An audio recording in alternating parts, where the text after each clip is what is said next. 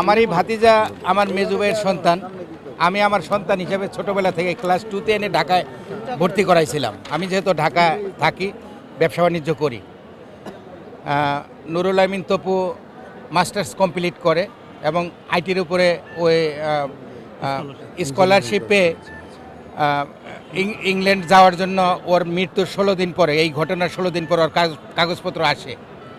কিন্তু এই ঘটনা হইল 2/1/2022-এ ওর পরিচিত বন্ধুরাই ডেকে নিয়ে ইমরান ডেকে নিয়ে আরও 2 সঙ্গীকে ওদের আরিফুল এবং ইয়ামিন মোল্লা, এই 3 জন মিলে ডেকে নিয়ে আগে হত্যা করে। হত্যা করার পরের দিন আমার কাছে 1 কোটি টাকা চাঁদা দাবি করে।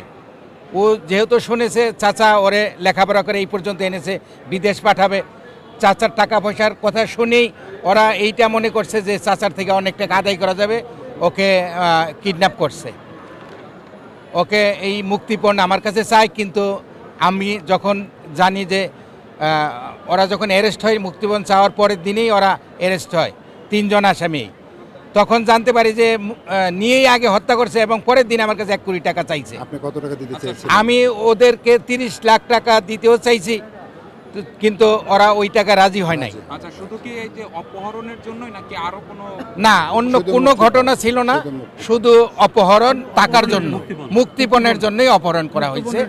এবং এই উজ্জ্বল ভবিষ্যতের আমার ভাইয়ের যেই সন্তানটা আমি লেখাপড়া করিয়ে এই পর্যন্ত নিয়ে আসছিলাম, ওর মৃত্যুটা খুব স্বাভাবিকও ছিল না। ওদের হাতে নির্মমভাবে হত্যা যজ্ঞ চালিয়েছে 3 জন মিলে। তো কাজেই মানে ওরা নবপুর থেকে টাইক্লিম নিয়ে একটা প্রি প্ল্যানিং ওদের ছিল।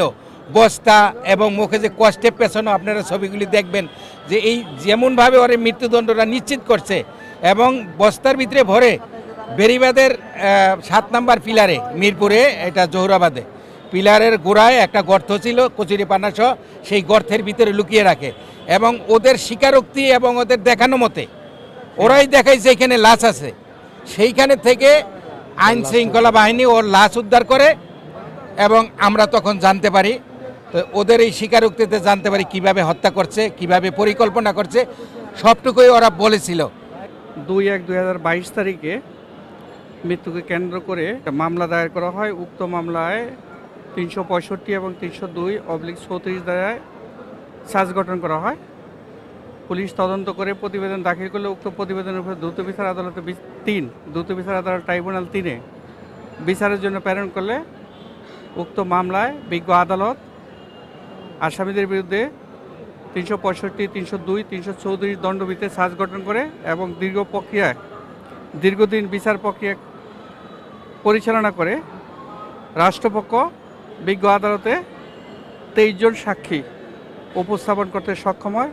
প্রত্যেক সাক্ষী আসামিদের দোষী সাব্যস্ত করে এই মামলায় জড়িত বলে তাদেরকে সাক্ষ্য প্রদান করে বিজ্ঞ আদালত যুক্তিতর্ক খণ্ডনের পরে 3 জন আসামি আরিফুল ইসলাম হাজতি, ইমরান হোসেন হাজতি, ইয়ামিন মোল্লা জামিনে পলাতক, প্রত্যেক আসামিকে মৃত্যুদণ্ডে দণ্ডিত করা হয় এবং 50,000 টাকা অর্থদণ্ড করা হয়।